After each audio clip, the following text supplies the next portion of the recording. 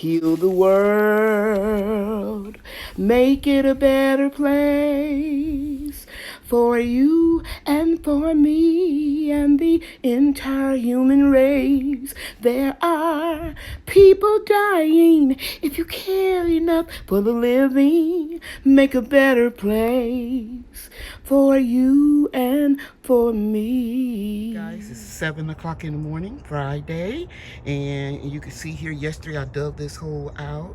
I need to rest some and just remind you that that humongous tree right there, look how big the girth is on the branches. I trimmed all the little small branches off that were less than 3 inches in diameter, and then I strained myself pulling this tree out of the ground. Then I had to rest, and the next day I came out and I dug all the soil around it, and yesterday I dug down even more to make sure that I broke up all the little roots that were still there. And as I told you, I was going to put this pear tree right here that I have laying on its side. But before I get into showing you how I'm planting this pear tree that's being grown in a container, I just want to give you some advice. When you become a senior citizen, sometimes your mind plays tricks on you and think you can do more. I hurt myself more than I let on, and I had to basically rest for almost 2 days. I strained my chest muscles, my shoulder, and my back. And I'm reminded of a senior citizen gardener I saw on YouTube. He is, or at the time he made the video, was 77 years old, or 76. Anyway, he said when you do a very hard, strenuous day of gardening, rest completely the next day. And I'm telling you guys, what he told me is true, because I feel much better and I'm able to tackle this new project today. Okay, now let me show you how I'm going to plant this tree. I laid it on the side and banged on it, and I'm just going to gently tug right here, and you can see that it's going to come out of the, it's moved away from the circle of the container. And yeah, I'm going to put this tree in here, and I'm not going to bury it down deep. That's why I didn't dig down real far, but that is good, rich, healthy soil. This tree was not diseased or damaged in any way. It just went into shock and died because it was full of fruiting buds and a few flowers, and the freeze killed it. Okay, so I'm gonna put the phone down and I'm gonna pick up this tree and put it in the hole, and I'll be back and I'll explain to you why I'm not going to bury it deep. Now that I'm closer to the tree and I can get a good grip on it, I just want to show you how easy it is to pull out of the container. And yeah, here's a part of the tag of the pear tree. Of course, it came from Stark Brothers, and it's a Moonglow dwarf pear that I bought in the little Easy Start pot. Most of them I get bare root, but I probably got this one on sale. I'm sure I did, because I don't usually buy trees in starter pots. Okay, so it's in the hole, and you can look down at the bottom and you can see that these roots are from the other tree. And this tree was not root bound because it's only been there in that container for 2 years. And yeah, I'm happy about that. And I said I was going to explain to you why I'm not going to bury it deep. And that is because my yard, I'm going to pan around so that you can see, is on a slope, and it goes all the way down to the back of the fence on a slope. And I slowly built this area up with soil and wood chips. So I don't want it to be, this tree to be in a pool of water. So I bury my trees a little bit higher than the ground level, and it's been working out fine for me. Okay, I'll be back when I have it all covered up. And by the way, I'm not filming with my tripod because I gotta have my son take a look at it because my grandchildren accidentally broke it. But that happens. Yeah, 2 tripods they accidentally broke. Yeah, right. Gotta love them. Okay, I'll be back. Okay, guys, you can see here I got the tree in and covered up with wood chips on this side. It's a little slope right in there, and I'm gonna get closer so I can show you where it dips down a little bit. And this used to be a raised garden bed, and you can see how far down I have put the wood there and then elevated it up the space around it so it wouldn't flood out. So I'm going to bring a lot of wood chips and put them right along in here and bring this up so the water won't run down on the slope. Yeah. And the tree, it's 2 years old. I think I said that already. And I'm going to bring it, straighten it up just a little bit and tie it to this stake in the fattest part of the trunk because I don't want it to lean down.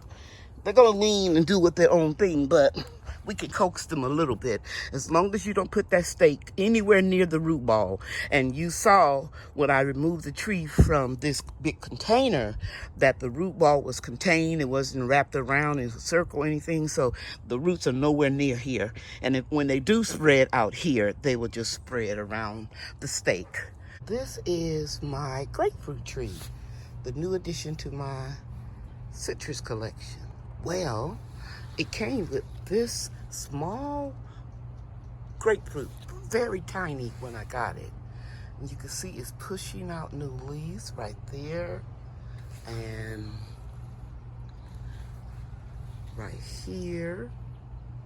But this is what I just discovered. Look at there. By George, I think we're gonna get some more grapefruit. Let me go in closer because this is about the size that this one was. Where is it? Right there when I purchased the tree. And now I think we're gonna get more. I've never grown a grapefruit tree before, so I'm having fun researching and watching it grow because you never know what a tree's gonna do. Yeah, and let me go closer. I also have more fruiting buds right here. Okay, we may get some right there. So we don't just have this little cluster here, we have some over here as well. It's very exciting. I want to show you something. You can't count your chickens before they hatch because I want you to look at all of the Miho Satsumas that have dropped from this tree. But the Miho Satsuma tree is loaded still with fruit.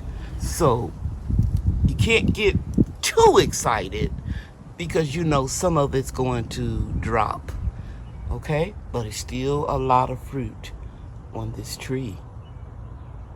I'm grateful. This is my American Yates persimmon tree. I got it from Stark Brothers.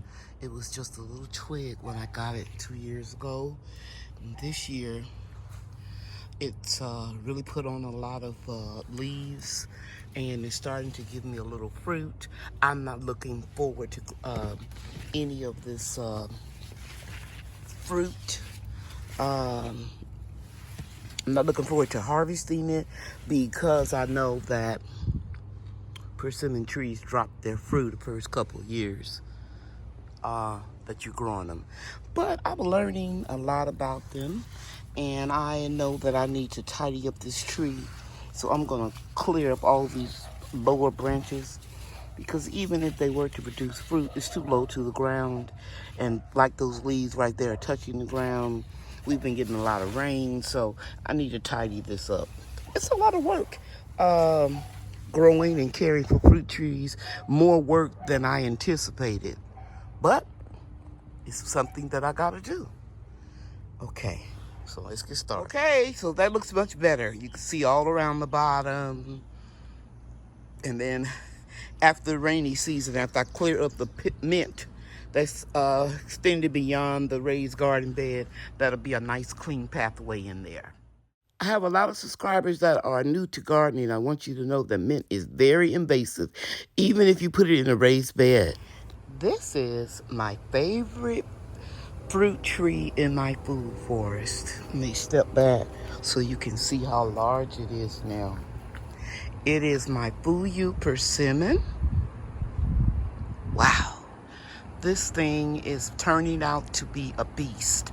I purchased it 3 years ago, and all of the fruit dropped. And I actually will put in the playlist the video that I made. I thought somebody had stole my fruit. I thought the squirrels had came and invaded all the fruit overnight. But what actually happened was the little fruit forming, they all dropped. You see this? Okay, I accidentally took this off, but I just wanted to show you how it drops off.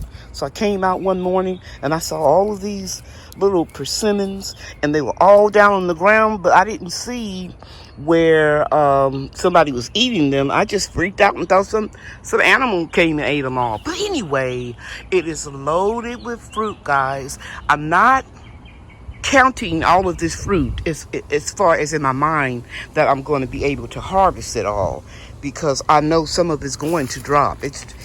Some of it has dropped already. You can look right here. 1, 2, 3, 4. I think that's the one I did. 5, 6, 7. It's a lot of them that dropped. There's one right over there with those weeds I'm getting ready to pull up. And the branches to the persimmon tree are very strong. They hold on to the fruit. Now, you can see right here are 2 that'll probably stay, because that little flower or whatever, that little skin that fell off, they're still there. But you have a lot of them that still has that skin. I don't know what you call it, and I really don't care. So I'm not a master gardener. I never professed to be one. I just share with you what I know and what I've learned. But this is a beautiful tree, and I trimmed it up a little bit in the spring. I'm not going to bother it. It looks okay to me. I'm going to step back and try to get a better view of it for you. Okay? And let me minimize it some so that you can see. Such a beautiful tree. Beautiful, beautiful Moonglow Persimmon tree. Now, both of the persimmon trees that I just shared with you are self-fertile.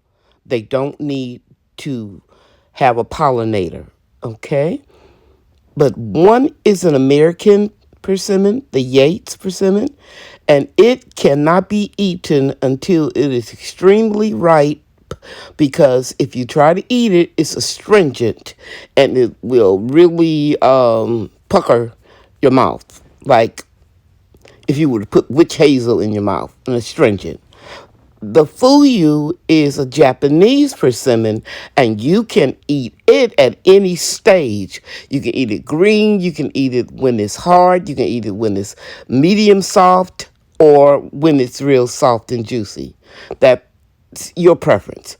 But always remember, never eat an American persimmon until it is extremely ripe, or you're going to regret it. Thank you so much for watching this video. Remember, grow your own, eat your own. It's not hard. You can do it. I love you, and God loves you too. Bye now. Grow your own, start hard, believe me. Grow your own, eat your own.